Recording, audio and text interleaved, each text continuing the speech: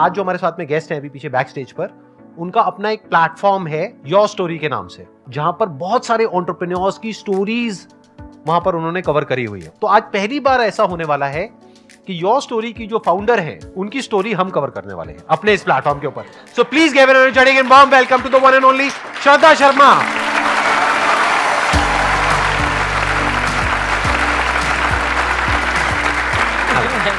Please आइए। बहुत nervous हूँ संदीप, बहुत डर लग रहा है, मगर अच्छे हाथों में हूँ। एंड ऑडियंस को देख के थोड़ा अब तसल्ली हो रही है। सब स्माइल कर रहे हैं, स्माइल करते रहना। आप बताएंगे आपने कब शुरू किया योर स्टोरी को, या ये थॉट कहाँ से आया? थोड़ा सा अपना बैकग्राउंड के बारे में प्लीज अगर आप शेयर कर सके तो। योर स्टोरी का थॉट अब मैं अभी बैठ के 2023 के जनवरी में अगर कहूँ, शुरू तो हुआ था 2008 में, मुंबई में शुरू किया था। मगर अगर मुझे स्टोरी अभी बतानी है तो मैं बिहार से हूँ। तो जब हम बिहार में ग्रो करते हैं और बढ़ते बढ़ते हैं, और ये मैंने कहा है बहुत बार, तो हम ये नहीं कहते हैं कि मेरा नाम श्रद्धा है, हम कहते हैं हमारा नाम श्रद्धा है, और हम आ रहे हैं और हम जा रहे हैं। और यही ऐसे करके मैं ग्रो की। और जब दिल्ली में आई सेंट स्टीफेंस कॉलेज में, तो सब मुझसे कहते थे कि श्रद्धा फिर से बताओ तुम कहाँ से हो। तो मुझे लगता था सब मुझे बहुत क्यूट फाइंड कर रहे हैं और बोल रहे हैं फिर से बताओ। फिर थोड़ा टाइम लगा, फिर पता चला कि एक्चुअली लोग मेरा मजाक, मुझे कोई क्यूट नहीं फाइंड कर रहा था, सब मेरा मजाक उड़ा रहे थे। और कहीं ना कहीं ये हमेशा लगा कि हम जैसे बात करते हैं, हम जो होते हैं, हम जहाँ से आते हैं, कितना ज़्यादा जजमेंट है उसको लेकर। And that was something that stayed with me always. जो क्वेश्चन, मेरे सवाल जो मेरे हमेशा जो मेरे दिमाग में रहता था कि हम क्यों जज करते हैं किसी को, कि वो जहाँ से आते हैं, हमारी कैपेबिलिटी और हम जो हर दिन अचीव करते हैं, that is a story and it defines a story.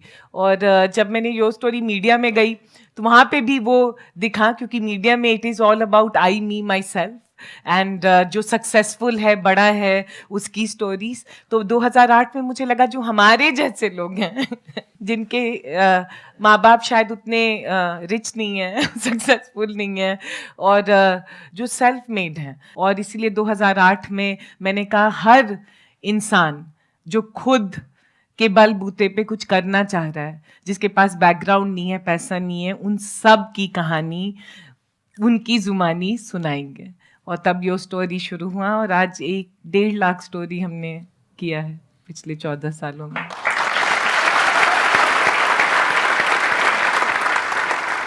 तो अगर 2008 की बात करी जाए, जब आपने शुरू किया योर स्टोरी को, क्या आपने मीडिया में कुछ जॉब किया था या क्या किया था? मैं टाइम्स ऑफ इंडिया में थी as a journalist, very short as a journalist, but brand, फिर स्ट्रैटेजी, और फिर जो लकीली मुझे अपॉर्चुनिटी मिला जो ओनर्स हैं टाइम्स ऑफ इंडिया, उनके साथ काम करने का बहुत ही कम उम्र में। फिर मैं CNBC में गई काफ़ी सीनियर रोल में, और मैंने देखा, समझा कि क्या हो रहा है और क्या नहीं। और फिर वहाँ से मैंने सोचा कि एक अपनी नई दुनिया होनी चाहिए जहाँ पे मेरे जैसे लोगों को सबको आवाज़ देनी होगी और सबकी स्टोरी सुनानी होगी बिना पैसा और ये के।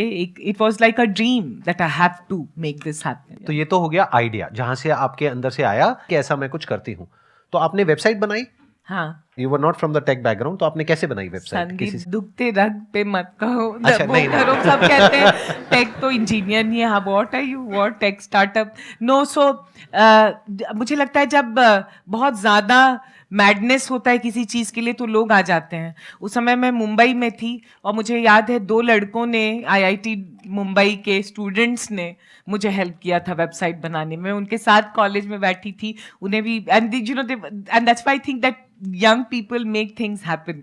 लोग क्यों आए आपकी वेबसाइट पे? क्योंकि आपको पहले से लोग जानते थे, because you worked in these companies, CNBC और TOI में आपने काम किया था, इस वजह से आपके पास में आए लोग? ये बहुत अच्छा क्वेश्चन है एक्चुअली, ये बहुत सही सवाल है, क्योंकि जो लोग मुझे जानते थे और वो बहुत बड़े बड़े लोग थे, तो मैंने एक कॉल किया कि मुझे इंटरव्यू में योर स्टोरी, सबको आवाज देना चाह रही हूँ, आप अपनी स्टोरी से शुरू कीजिए, क्योंकि कोई बड़ा आता है तो बाकी सब आएंगे, आ जाते हैं। तो बड़े लोगों ने मुझे बहुत अच्छे से कहा, very good idea, very good idea, all the very best. अभी तुम करो, हम आएंगे।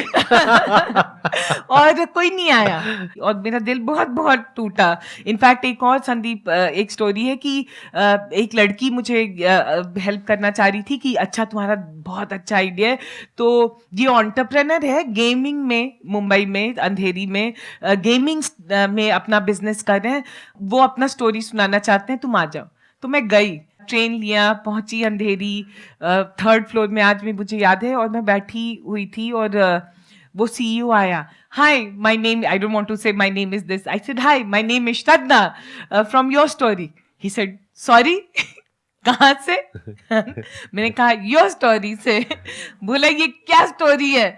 मैंने सोचा तुम CNBC से हो, ये तुम योर स्टोरी से। एंड देन वो जो लड़की जिसने इंटरव्यू सेट किया था उसको कहा कैसे कैसे लोग को उठा के ले जाती हो, आई डोंट इवन नो। आपके सामने ही बोलने लग गया ऐसे। और मुझे लगा उस समय भर भर के रोना शुरू करूं। मैंने कहा नहीं, इस आदमी के सामने नहीं रोऊंगी, क्योंकि वो बोला I will not give interview to someone, मैं ऐसे ऐसे किसी जिसको जानता नहीं मैं क्यों दूं इंटरव्यू। और मेरा दिल, क्योंकि मेरा दिल था कि आवाज दो, स्टोरी सुनाओ, और ये और ऐसे। मैं उस दिन 3rd फ्लोर से चल के नीचे आई और पता नहीं आंख से आंसू आया, और मैंने कहा एक दिन यो स्टोरी को बहुत बड़ा बनाऊंगी, और दुनिया में जो भी हैं और यंग लोग हैं और जितने स्टार्टअप्स हैं और जितने लोग कुछ करना चाहते हैं सब इस प्लेटफॉर्म पे आना चाहेंगे। और संदीप 14 साल लगा है, बट आज बहुत millions of people are there, and बहुत चीज़ें हुई हैं। जब मैंने प्राइम मिनिस्टर का इंटरव्यू किया, जब मैंने रतन टाटा, आज दुनिया भर के बहुत सारे और इंडिया के बहुत बड़े बड़े लोगों सबको आई थिंक ऑलमोस्ट सारे एंटरप्रेन्योर्स आपके वहां पे कवर हो रखे हैं। आज की डेट में आपकी जो कंपनी है उसकी वैल्यूएशन है around $40 million if I am not wrong. तो आप ये बताइए कि शुरू में जब आपने ये किया तो आपको इनिशियल जो ब्रेक थ्रू होता है, यानी शुरू के जो 5-10 इंटरव्यूज हैं, वो कैसे मिले? वो आपने किन लोगों के करे? और उस पे भी जब तक व्यूज नहीं आएंगे तब तक और लोग नहीं आएंगे। तो it's all about traffic, it's all about views, it's all about popularity, all that stuff. Again a very good question. तो अगर मुझे शुरू करना होता तो शायद काफ़ी आसान भी होता और टफ भी होता, और वो मैं बताऊंगी क्योंकि 2008 में जब मैंने स्टोरी शुरू की, जैसे you know anyone here if I tell your first story, तो मैं पहली प्लेटफॉर्म बन गई जब मैंने आपकी स्टोरी आपके जुबान में सुनाई, तो वो अपने फ्रेंड सर्कल में और हर जगह प्रमोट करने लगे। तो वो ऑर्गेनिकली, अभी जो इंग्लिश में कहेंगे नेटवर्क इफेक्ट, काफ़ी सही था, क्योंकि people became promoters of the story, and उसके बाद लोग आने लगे वेबसाइट पे। Very interesting. मतलब आप लोगों को क्लियर हो रहा है ना कि क्या किया इन्होंने, कैसे किया। कुछ स्टूडेंट्स की हेल्प से एक वेबसाइट बनाई, वो भी इन्होंने खुद नहीं बनाई, कहीं से बनवाई, और वो भी आई थिंक फ्री में बनवाई होगी आपने। तो इन्वेस्टमेंट आपने कितना किया था अपने बिजनेस में उस टाइम पे? समोसा खिलाया था। तो ऐसा नहीं है इन्वेस्टमेंट नहीं किया। हाँ, उस टाइम पे इन्होंने क्या किया, एक वेबसाइट बनाई कुछ स्टूडेंट्स की मदद से, जहां पे कुछ समोसे लगे। फिर उसके बाद में वो वेबसाइट बनाने के बाद में लोगों को कांटेक्ट किया, और वो स्टोरी सिंपल टेक्स्ट में होती थी, कोई वीडियो नहीं, कोई ऑडियो नहीं, कुछ नहीं। तो सिंपल टेक्स्ट, यानी कि एक इंटरव्यू लिया, एक इंटरव्यू फॉर्म में वहां पे टेक्स्ट में आ गई, यानी कि एक वेबसाइट के ऊपर उनकी कहानी आ गई विद देयर फोटोग्राफ्स, राइट। तो देखा जाए तो बहुत ही सिंपल बिजनेस मॉडल है। आइडिया कितना सिंपल है, जो हम सोचते हैं ना कि आइडिया में क्या है। सोचो, एक वेबसाइट बनानी है, वो आज की डेट में बहुत सारे प्लेटफॉर्म्स है, कहीं से भी बन जाएगी। जाओ, जाकर के लोगों के इंटरव्यू लो और वहां पे उस वेबसाइट पे पब्लिश करो, और एक दिन $40 मिलियन की कंपनी खड़ी कर दो। मगर मैं यहाँ कहना चाहूंगी, the idea was simple but idea was tough, because my idea was media में आने के बाद कि मीडिया में चलता क्या है, नेगेटिव और सेंसेशनलिज्म। और मैंने कहा मैं योर स्टोरी शुरू करूंगी जहाँ पे मैं आपके बारे में नेगेटिव, आपको नीचा नंगा नहीं करूंगी। I will celebrate you for who you are. जो तुम्हारे अंदर अच्छाइयत है वो दिखाऊंगी, एंड वो 14 साल तक कंसिस्टेंटली दिखाना in a media space which is not positive, is always judgmental, was toughest part of running this business. ये तो हो गया कि आपका आइडिया कैसे स्प्रेड हुआ। ये आई थिंक सबको क्लियर है ना कि इनका आइडिया स्प्रेड कैसे हुआ। This is a perfect example of viral marketing, जिसको आज की डेट में हम बोलते हैं। वायरल मतलब क्या होता है कि जो अपने आप वर्ड ऑफ माउथ से स्प्रेड हो जाए। एडवर्टाइजिंग से आपको एक बार स्पाइक मिल सकता है, लेकिन अगर प्रोडक्ट में दम नहीं है तो वो वापस से नीचे गिर जाएगा। इन्होंने कोई एडवर्टाइजिंग नहीं करी, नहीं, सिर्फ एक वेबसाइट बनाई, वहां से कुछ लोग आए, उन्होंने आगे लोगों को बताया, फिर वहां से कुछ और लोग आए, उन्होंने आगे लोगों को बताया, धीरे धीरे वो बड़ा होता चला गया, धीरे धीरे वो फैलता चला गया और फैलते फैलते मिलियंस ऑफ पीपल तक फैल गया। आज की डेट में कितना ऑर्गेनिक ट्रैफिक है आपकी वेबसाइट पे? 10 मिलियन 10 मिलियन पर मंथ और per year? Per month. Per month 10 million मतलब 1 करोड़ लोग यहां पर आते हैं इनकी वेबसाइट पे हर महीने, विच is not a small number, which is a good number. 5 million subscribers हैं। उन्होंने न्यूज़लेटर के लिए सब्सक्राइब किया हुआ है, newsletters, 5 मिलियन सब्सक्राइबर्स हैं और 10 मिलियन यूजर्स हैं। तो अब समझते हैं कि इसको आपने मोनेटाइज कैसे किया। ये तो हो गया शुरू में जहां से आपका प्रोडक्ट वायरल हुआ। अब दूसरा चैलेंज आ जाता है मोनेटाइजेशन, यानी कि यहां से पैसा कैसे कमाया। संदीप, पहली बात मुझे थैंक कहना है, पहली बार ये सब क्वेश्चन कोई मुझे पूछ रहा है। यूजुअली आप पूछते हो। नहीं, और यूजुअली कोई सोचता ही नहीं है कि सुनना चाहिए या it's worth it, but I am thankful that you are telling in India my story, क्योंकि मैंने 14 साल से मेहनत करके एक प्रॉफिटेबल सस्टेनेबल बिजनेस बनाया है। तो कैसे पैसा शुरू किया, तो आइडिया तो बहुत रोमांटिकली कि सबकी कहानी सुनानी है दिल से, दिमाग यूज ही नहीं किया। फिर पता चला दिमाग नहीं यूज किया है, क्योंकि पैसा कैसे बनेगा। स्टोरी स्प्रेड्स हो रहे हैं, सब कोई लव कर रहा है स्टोरी और सबको बहुत वैलिडेशन मिल रहा है, मगर पैसा कैसे बनेगा, बहुत बड़ा सवाल था मेरे सर पे। और मिडिल क्लास से आने से, और जहाँ से जिस बैकग्राउंड से मैं आ रही थी, मेरी मदर और मेरे घर में पैसा कमाना बहुत इंपॉर्टेंट था, क्योंकि ऐसा नहीं था कि कोई घर से पैसा भेज रहा था या कुछ वो था। तो स्ट्रेस भी काफी है और पैसे को लेके काफी स्ट्रेस होने लगा। और प्लस आप एक सेफ और सिक्योर जॉब कर रहे थे जिसको आपने छोड़ा था, जहाँ से पैसा आ रहा था। और यहाँ पे कितने टाइम तक पैसा नहीं आया था योर स्टोरी शुरू करने के बाद में? 1 साल तक। 1 साल तक कोई पैसा नहीं आया? नहीं। तो 1 साल तक आपने कैसे सर्वाइव किया अपनी सेविंग्स के बेस पे? पागल हो गई थी मैं। क्योंकि पैसा बहुत ही इंपॉर्टेंट चीज था मेरी जिंदगी में, एंड सेविंग था और ट्रेन से चलती थी। जैसे आज अच्छे दुपट्टे पहने, उस समय शॉपिंग कुछ भी नहीं किया। एकदम इकोनॉमस जिंदगी उस समय जिया मैंने। But I want to call this out, coming from the background I did, and it's very important. जब आप पैसे से नहीं आते हैं तो आपको सबसे ज्यादा थैंकफुल होना चाहिए, क्योंकि आपके अंदर एक आग लगा होता है कि पैसा कमाना है। Right, it is very good, I am very thankful कि मेरे घर से कोई 1 रुपया नहीं भेजा न था। तो मेरे अंदर बहुत हमेशा था कि कुछ भी बिजनेस करूं तो पैसा खुद, it should be self sustainable and it should be able to make money. किसी एंटरप्रेन्योर ने, जिसकी स्टोरी की थी मैंने, श्रीला जाइडुपल, मुझे आज भी उसका नाम याद है, वो कहा how are you making money. मैंने कहा नहीं, स्टोरी सुना रही। तो बोलता नहीं इतना अच्छा कर रहे हैं, मैं पैसा आपको नहीं दे सकता, क्योंकि अब मैंने कहा मुझे आपसे लेना भी नहीं है पैसा। बट बोला उसने कि मैं आपको एक किसी इंसान से कनेक्ट करूंगा जिससे, आई स्टिल रिमेंबर उस आदमी का नाम, बख्शीश दत्ता। सन स्टार्टअप एसेंशियल्स प्रोग्राम होता था, सन माइक्रो सिस्टम में कंपनी थी, अब वो ओरेकल ने खरीद ली है। उसने मुझे एक फर्स्ट चेक ही gave me of 1 lakh rupees to run a programme campaign, ad campaign on your website, yes, to get enroll people for Sun Startup Essential program। और फिर वहां से कहानी शुरू हो गई। और एक बात कहना चाह रही हूँ कि हर साल हम प्रॉफिटेबल कंपनी रहे। फंड रेज किया मैंने 2015 के एंड में, तो 15 से 17 तक हम नहीं प्रॉफिटेबल थे, क्योंकि काफी एक्सपैंड किया, but we were profitable even in pandemic. और इस साल भी टचवुड रहेंगे। तो अब इंटरेस्टिंग पॉइंट ये है कि यहाँ से आपकी रेवेन्यू आनी शुरू हुई। yes. यानी अब आपको समझ आया कि अच्छा ऐसे भी पैसा कमाया जा सकता yes. है, यानी अपनी वेबसाइट पे एड्स रन करके। तो आप थोड़ा सा बताएंगे कि रेवेन्यू आपकी किस तरीके से रही, ग्राफ क्या रहा, जैसे पहले साल में कितनी रेवेन्यू थी, फिर उसके बाद कितनी हुई, कैसे बढ़ी रेवेन्यू? जहाँ पे मैं सोचती हूँ कि मैंने डिसरप्ट किया मॉडल, कि एड से पैसे नहीं कमाए, क्योंकि एड जो होता है वो अगर देखिए तो उसके लिए 100 मिलियन 1 बिलियन व्यूज और ये सब, उससे स्केल का पैसा बनता है। तो मैंने देखा, मैंने B2B मीडिया बनाने, बैकएंड मॉडल B2C था स्टोरीज, बट बैकएंड में मैंने कहा B2B, जिन सारे जो स्टोरीज कर रहे हैं उसमें काफी डेटा और इंटेलिजेंस मिल रहा था। एक कोट है, ब्रेने ब्राउन कहती है, stories are data with souls. So there was a very strong data and intelligence that started getting built on the background.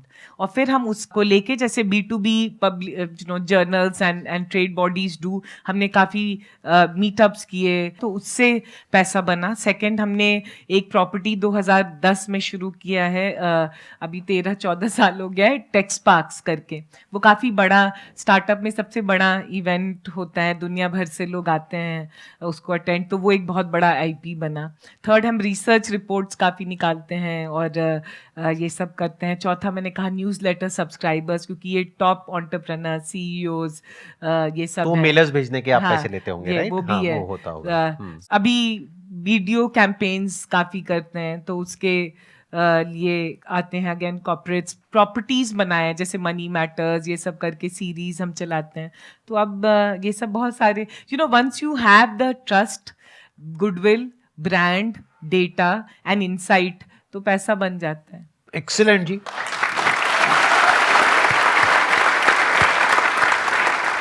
अब बताइए, अगर आप लोगों के माइंड में कोई क्वेश्चंस आ रहे हैं, कुछ आप पूछना चाहते हैं इनसे, जो भी अभी तक इन्होंने शेयर किया उसके बारे में. हाँ, आप बताइए, इनको माइक दीजिए. 14 इयर्स का जो आपका मतलब इतना टफ टाइम गया, इसमें इतने सारे ब्रेक थ्रूज थे, तो मतलब बहुत पेशेंस चाहिए होगा. तो उस टाइम पे ऐसा क्या था जो आपको इतना ज़्यादा मोटिवेटेड किया? मोटिवेट दो चीज़ें मुझे अभी अगर मैं आंसर करूं, मुझे मोटिवेट किया. पहले तो ये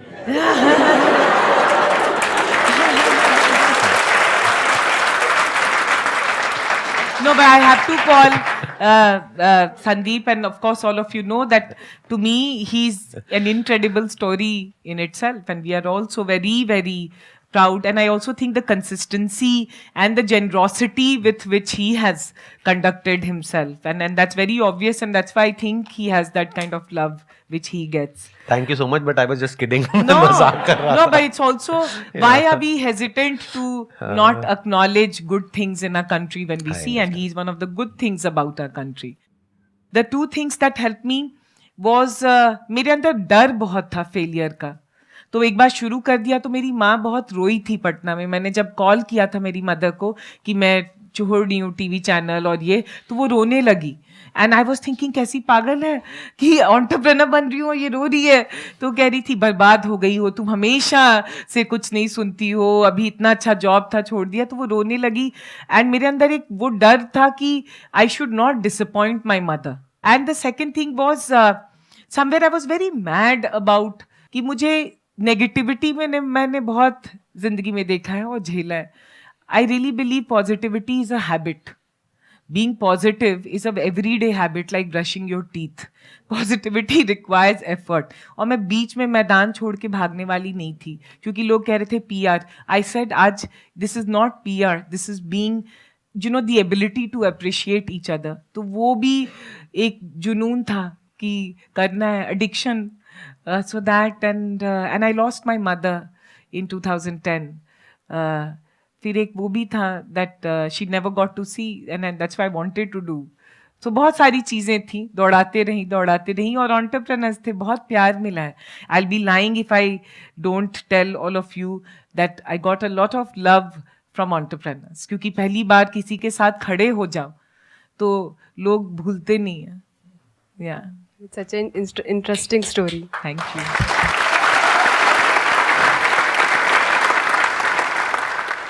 हमें स्टोरी टेलिंग एक आर्ट है, अपनी बात दूसरे के सामने रखना, वो कैसे इम्प्रूव करें मैम, और स्टेज स्पीकिंग कैसे इम्प्रूव करें? The only thing you will become a good storyteller is by making mistakes and making a joke of yourself.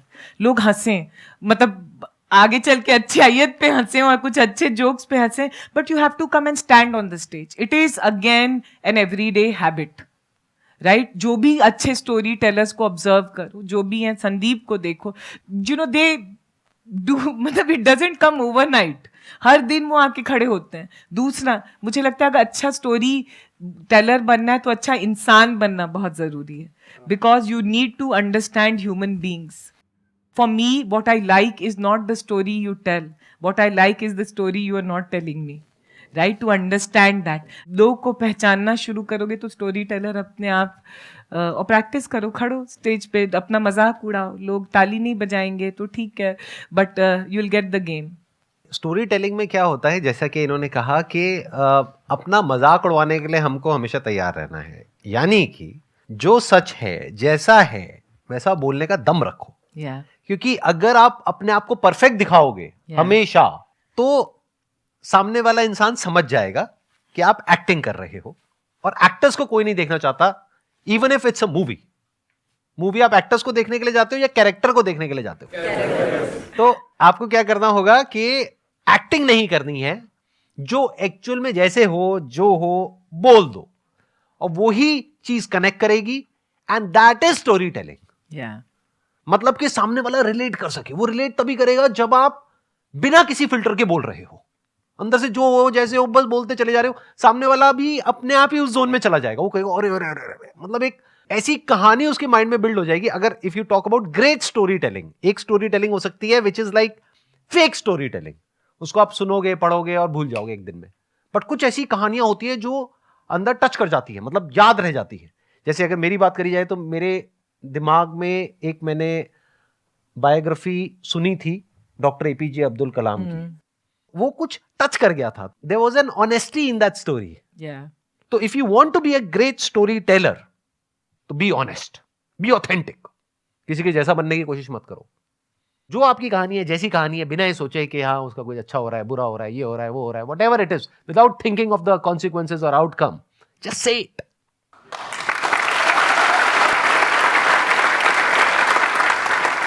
Thank you so much Shraddha ji यहाँ पर आने के लिए, and it was pleasure meeting you, pleasure talking to you, और मेरा experience बहुत अच्छा लगा। आई एम श्योर आप लोगों को भी बहुत कुछ सीखने को मिला होगा इनके एक्सपीरियंस से। Let's give big round of applause for her.